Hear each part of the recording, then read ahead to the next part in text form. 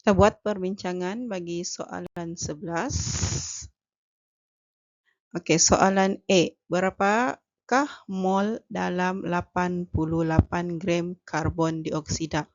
Jadi dia tanya pasal mol berdasarkan jisim. Jadi kita ingat kita punya segitiga jisim. Okey, untuk cari mol, jisim bahagi jisim molar. Jadi kita kena tahu dulu jisim molar karbon dioksida. Jisim molar karbon dioksida adalah CO2. Jadi C adalah 12, oksigen adalah 16 didarab dengan 2. Kita akan dapat jisim molarnya 44. Jadi kita sudah ada jisim dan kita sudah ada jisim molar. Apa kita buat? Okey, atas bawah maksudnya bahagi. Jadi bilangan mol sama dengan jisim bahagi jisim molar. Jisimnya 88, jisim molarnya 44. Kita dapat 2 mol. Okey. Unit mol wajib tulis. Tidak ada unit kosong markah. Okey, soalan B. Kira bilangan zarah dalam 0.5 mol air. Jadi air adalah H2O, dia adalah molekul. Jadi bilangan zarah adalah NO. Okey, kita punya segitiga nona. Okey, bila bilangan zarah kita gunakan segitiga nona. Siapa no? Inilah yang kita kena cari, bilangan zarah.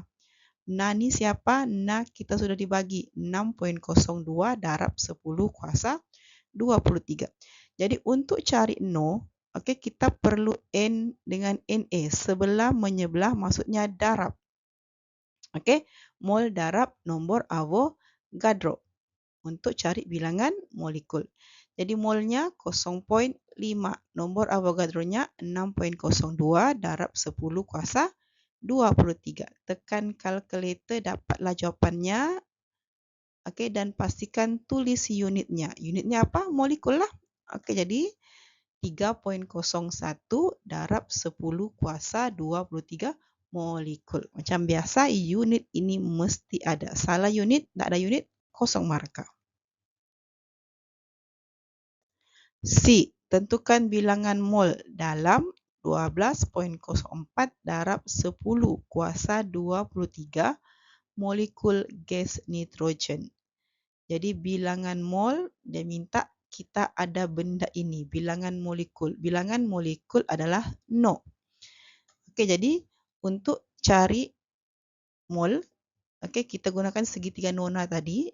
Okey, yang mana mol sama dengan NO bahagi dengan Na. Okey, jadi NO kita 12.04 darab 10 kuasa 23 bahagikan dengan Na kita 6.02 darab 10 kuasa 23. Na ini dibagi.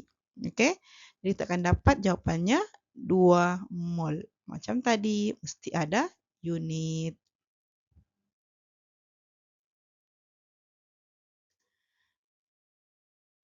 Okey, D. Berapakah jisim 1.5 mol kalsium karbonat? Jadi sekarang ini jisim dengan mol, hubungan jisim dengan mol ada dalam segitiga. Okey, untuk cari jisim, mol darab jisim molar. Jadi perkara pertama kita kena kira jisim molar kalsium karbonat. Untuk kita kira jisim molar kalsium karbonat, kita kena tahu formula sebatiannya. Jadi kalsium karbonat adalah CaCO3. Jadi Ca40, C12, oksigen 16 darabkan dengan 3. So ada 3 oksigen di sini. Okey, tekan kalkulator, dapatlah nilainya 100. Okey, sekarang kita mau jisim. Jisim kita sudah ada mol dengan jisim molar. Apa kita buat? Darabkan sahaja. Okey, mol darab jisim molar. Mol kita 1.5, jisim molar kita 100, dapatlah nilainya 150 gram. I. Satu sebatian mengandungi 4.8 gram karbon dan 0.8 gram hidrogen. Tulis formula empirik sebatian tersebut. Jadi bila dia minta formula empirik sebatian, paling senang kita buat jadual. Okey, satu jadual untuk karbon, satu lagi jadual untuk hidrogen. Perkara pertama apa kita buat? tulis jisimnya dulu. Oke. Lepas tu kita kira bilangan mol. Oke, bilangan mol ialah jisim bahagi jisim molar. Jadi jisimnya 4,8, jisim molarnya 12 dapat 0,4. Oke, manakala hidrogen jisimnya 0,8, jisim molarnya 1 bahagi kita akan dapatlah 0,8. Oke, lepas tu nisbah teringkas. Oke, antara 0,4 dengan 0,8, 0,4 yang paling kecil. Jadi kedua-dua nombor ini kita bahagikan dengan 0,4. Oke, jadi untuk yang C kita dapat 1, yang H kita dapat 2. Jadi kita akan tulislah formula empiriknya berdasarkan nilai yang kita jumpa. C1. 1 tak payah ditulis. Tulis sahaja C. H-nya ada 2. Jadi inilah formula empirik sebatian.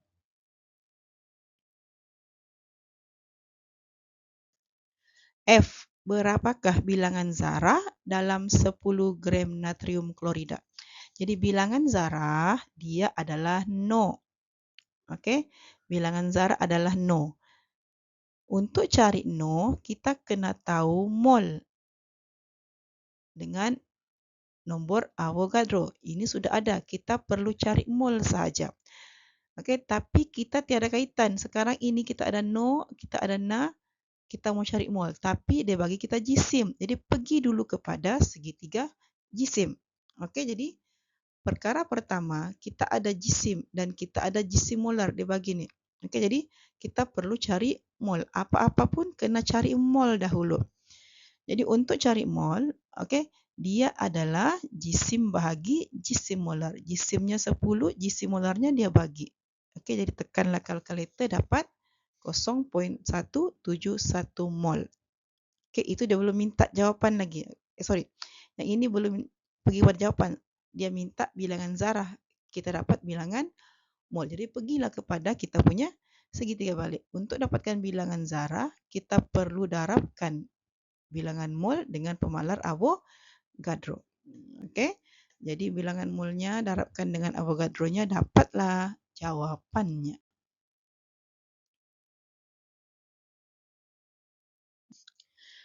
Okey, kita pergi soalan G. Tentukan jisim aluminium oksida yang terbentuk apabila 27 gram aluminium bertindak balas sepenuhnya dengan oksigen. Sertakan persamaan kimia seimbang.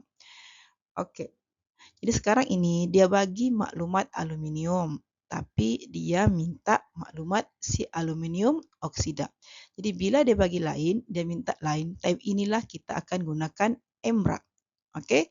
I merujuk kepada equation, persamaan kimia. Jadi persamaannya adalah kita nampak betul-betul, okey, aluminium bertindak balas dengan oksigen menghasilkan aluminium oksida. Okey, kita pun buatlah persamaan kimianya. Aluminium okey bertindak balas dengan oksigen menghasilkan aluminium oksida. Bila melibatkan pengiraan, pastikan persamaan kimia kita seimbang. Di sekarang ini, okey, Al1, Al sini 2, O di sini 2, O di sini 3. Jadi kita settlekan dulu kita punya O. Okey, O2 di sini O3. Apa kita buat crosskan saja. 3 pergi depan, 2 pergi belakang. Okey. Jadi dia akan automatik si Al tu akan jadi 4. Okey, jadi sudah ada I, kita perlukan M. M tu adalah mol. Kira mol yang ada info. Jadi sekarang ini kita ada informasi pasal aluminium. Jadi kiralah mol si aluminium. Okey. Jadi molnya adalah 27, jisim molarnya pun 27, dapatlah 1 mol. Okey, lepas mol R. R tu apa? Ratio, nisbah. Okey, nisbah siapa yang ada info nisbahkan dengan yang kena cari. Jadi kita ada info Al, kita perlu cari aluminium oksida. Okey, tengok nombor di depan mereka. Si Al ini, okey, si Al ini depannya ada nombor 4. Jadi nisbahnya 4. Okey. Di depan si Al2O3, aluminium oksida ada nombor 2. Jadi kita nisbahkan dengan 2. Jadi tadi kita kira kita dapat 1 mol. Jadi 1 mol. Oke, kita nisbahkan dengan 2, dia akan jadi 1 bahagi dengan 4 darab dengan 2. Dapatlah 0,5 mol.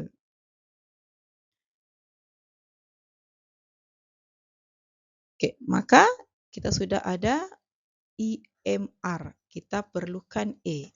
Oke, jawapan yang ada unit. Jadi kita diminta mengira jisim. Jadi kita perlukan segitiga jisim. Kita sudah ada mol dan kita sudah ada jisim yang dibagi di sini. Jisim molar untuk si aluminium oksida. Oke, jadi bilangan jisim sama dengan mol darab jisim molar. Molnya 0,5, jisim molarnya 102, dapatlah 51 gram.